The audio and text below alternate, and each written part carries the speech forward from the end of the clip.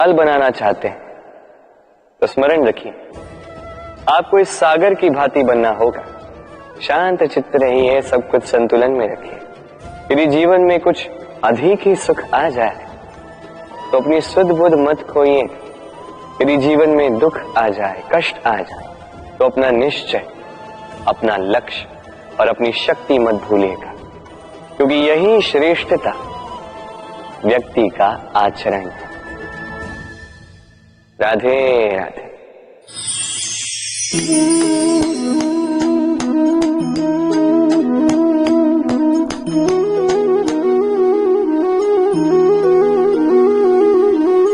आप सोच रहे होंगे कि मैं कर क्या रहा। मैंने सुना कि चट्टानों में जो है रत्न पाए जाते, वही ढूंढ रहा था। तो देखिए कैसी विचित्र बात है।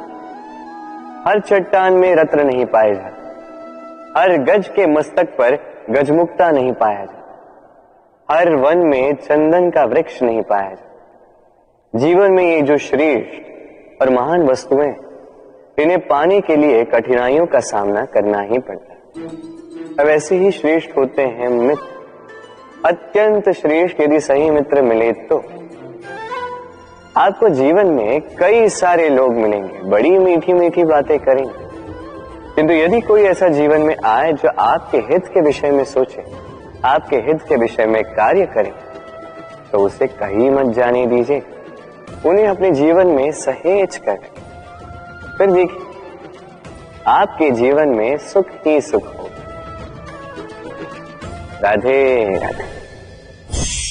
देखो तो ये संसार कितना सुंदर है, किंतु वास्तविक सत्य ये है कि इस संसार में सब कुछ नश्वर है।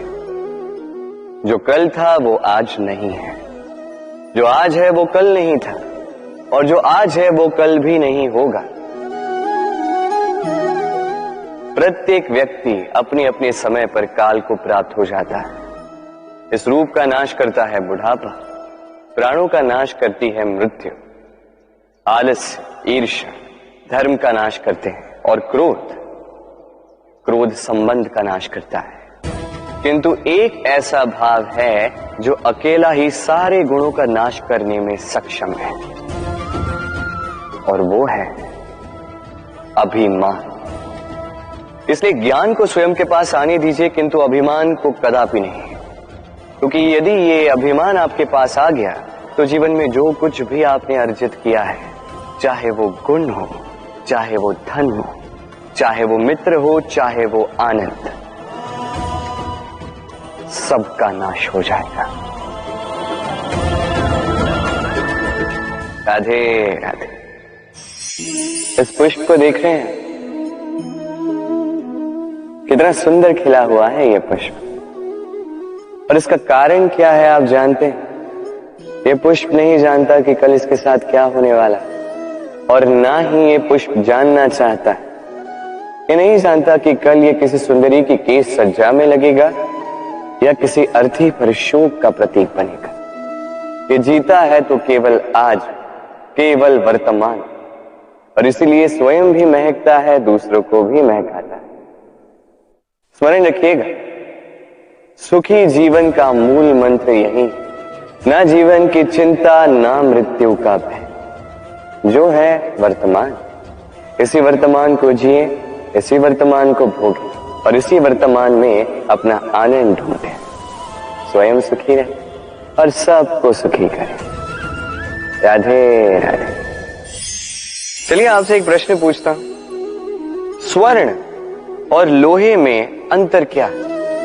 अब अधिकतर लोगों का उत्तर यही होगा कि स्वर्ण बहुमूल्य है, स्वर्ण का मूल्य लोहे से कहीं अधिक उचित है। किंतु हमें ये बात नहीं भूलनी चाहिए कि स्वर्ण हमारे श्रृंगार का कार्य करता है, हमें तनिक और सुंदर दिखाता है। दूसरी ओर लोहा उन सैनिकों की ढाल और तलवार बनकर रक्षा करता है जो सैनिक हमारे प्राणों की रक्षा करते हैं। ये सैनिक नहीं तो हमारे प्राण।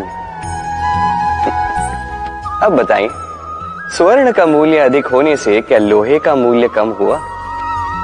कदापि नहीं। इसी प्रकार इस जीवन में आप चाहे जितने प्रयास कर लें, कुछ न कुछ ऐसा अवश्य होगा जो आपको कभी नहीं मिलेगा, और इसके कारण स्वयं को हीन समझ लेना अनुचित है। हो सकता है आपके पास वो गुण हो जो संसार में और किसी के पास भी नहीं है, तो उस गुण को समझिए, उसे बढ़ाइए और उसे सहेज करें। स्मरण रखिए, संसार में प्रत्येक व्यक्ति विशेष होता है और संसार में सभी को सब कुछ नहीं मिलता। स्वयं देख लीजिए, स्वर्ण को जिस दुकान में सहेज कर रखा जाता है, उस दुकान के ताले लोहे से ही बने। वर्षा के ऋतु में जब भयानक वर्षा होती है, तीव्र गति से वायु चलती है, तब अक्सर आपने देखा होगा ये पक्षियां, इनके घोंसले अक्सर टूट जाते हैं, नष्ट हो जाते हैं। किंतु क्या कभी आपने इन पक्षियों को विलाप करते हुए देखा है? कभी नहीं। जैसे ही वर्षा रुकती है, ये पुनः तिनका तिनका जोड़कर अपना घोंसला पुनः बना ही देते हैं, अपना संसार वैसा बना देते हैं जैसा पहले था। और ऐसा क्यों? क्योंकि इस चक्रवात के कार्य से इन पक्षियों को कोई लेना देना है ही नहीं। वो तो बस वो करते हैं जो उनके हाथ में है। और यही है सुखी जीवन का मूल मंत्र। जो आपके वश में नहीं, उस पर विलाप करके कोई लाभ नहीं होगा। अपना ध्यान केवल उस पर केंद्रित कीजिए जो आपके वश में। जो बदल चुका है उसे कदाचित आप बदल नहीं सकते, किंतु जिसे आप बदल सकते हैं उस पर ध्यान केंद्रित कीजिए। इस जीवन में तनिक सकारात्मक बन जाइए, देखिए सब शुभ होगा। राधे राधे। मनुष्य सदैव विश्वास करता है ऊपर उठने में, ऊंचा और ऊंचा उठने में, किंतु वास्तविकता तो यह है कि जब तक शिखर को स्पर्श नहीं करोगे, ऊपर उठने में आनंद नहीं आएगा। अब देखिए ये वर्षा जब आकाश से गिरती है, धरती भी इसका स्वागत करती है, क्योंकि वर्षा गिरती है धरती की प्यास बुझाने के लिए। वर्षा आती है तो वन उपवन झूम उठते हैं, मोर पपी है नाचते हैं, गाते हैं। इसलिए नहीं कि वर्षा गिरी, इसलिए कि वर्षा उस भाव से गिरी। अब उसी स्थान पे यदि आकाश से कड़कती हुई बिजली धरती पर गिरे तो प्रकृति भयभीत हो जाती है। अर्थात ये भाव अत्यंत महत्वपूर्ण है। सर्वप्रथम इस भाव को देखिएगा, और यदि इस भाव में सृजन है तो समझ लीजिए सब कुछ शुभ ही होगा। राधे राधे। जब भी हम किसी वृक्ष को देखते हैं, सर्वप्रथम हमारी दृष्टि पड़ती है उसके पुष्पों पर, हरे भरे पत्तों पर, रसीले फलों पर, किंतु वो कठोर, वो निस्वार्थ जड़, उससे तो हम कभी आकर्षित होते ही नहीं। अब क्या इसका अर्थ ये है कि जिसने बलिदान दिया, जो उस वृक्ष की नींव है, जिसने उस वृक्ष को बढ़ाया, उसका कोई मोल ही नहीं। स्मरण रखिएगा, जब भी हम किसी वृक्ष को जल देते हैं, उसके पत्तों, पुष्पों या फलों को नहीं, उसकी जड़ को देते हैं। जब भी हम किसी वृक्ष की पूजा करते हैं, यही पुष्प, यही तिलक हम उसकी जड़ को अर्पित करते हैं। अर्थात कहीं न कहीं अनजाने में ये प्रकृति आपको वो मान दे ही देती है जिसके आप पात्र हैं। और इसीलिए तो मैं कहता हूं, तो कर्म किए जा, तू फल की चिंता ना कर, तुझे वो मान अवश्य मिलेगा जिसका तू पात्र है, बस विश्वास कर। राधे राधे।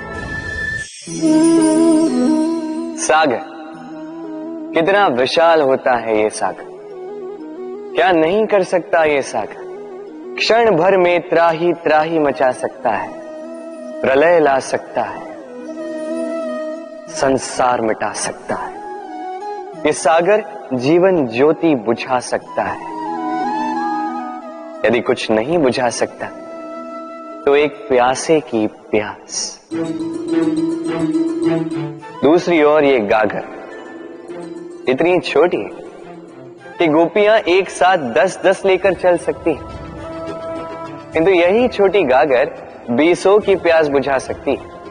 अब बताइए, जल सागर में भी है और गागर में भी, फिर इतना अंतर क्यों? यहां पे अंतर है तो भाव के स्वभाव में।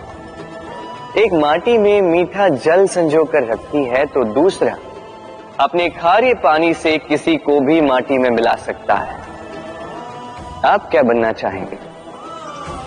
सागर का खारा पानी बनकर किसी की आस बुझाना चाहेंगे या मीठी गागर बनकर किसी की प्यास बुझाना चाहेंगे?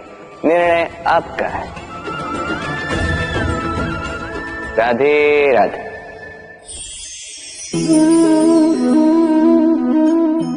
बालपन में एक बात थी जो मुझे कभी समझ नहीं आई। मैं सदैव आश्चर्यचकित रहता था कि ऐसा कैसे हो सकता है। बात कुछ यूं थी, मैं हमारी गौशाला में देखता था अलग अलग रंग रूप की गैया, किसी का रंग काला तो किसी का श्वेत, किसी का भूरा तो किसी का चितकबरी।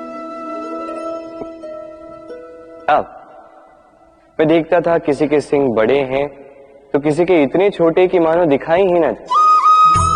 कोई गैया आकार में छोटी थी तो कोई तनिक बड़ी, किंतु जब ये सारी गैयाएं दूध देती थी तब मैंने देखा सब कुछ तो समान, रंग समान, स्वाद समान, गुण समान, पौष्टिकता समान। अब मैं ये समझ नहीं पाया, मेरी दृष्टि में तो सारी गैयाएं अलग अलग थी। मैंने सोचा मैंने मैया से पूछता।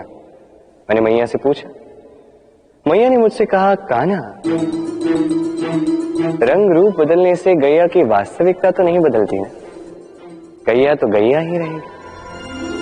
अब मैं ये बात नहीं समझ पाता कि मनुष्य इसे आत्मसात कैसे नहीं कर सकता। देखिए, रंग, रूप, जात, धर्म, भाषा, इससे ऊपर है मानवता, और मानवता का एक ही धर्म है और वो है प्रेम। तो यही प्रेम अब सब में बांटते रहे, प्रेम से सबकी सेवा करते रहे। इस मानवता का अमृत चख के देखिए, फिर आप समझ जाएंगे कि हम सब भिन्न भिन्न नहीं, हम सभी एक हैं। राधे राधे।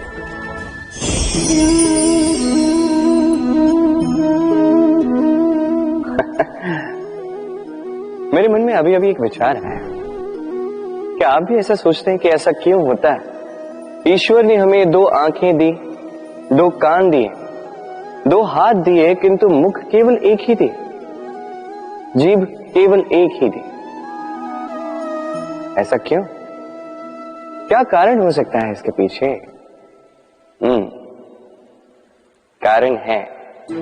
कारण ये है कि ईश्वर चाहते हैं कि हम देखें अधिक, सुने अधिक, कार्य अधिक करें, बोले कम। अब यदि आप गौर से सोचेंगे तो इसमें भी हमारी जीभ को अत्यंत कोमल बनाया गया है ताकि इन कठोर दांतों के मध्य में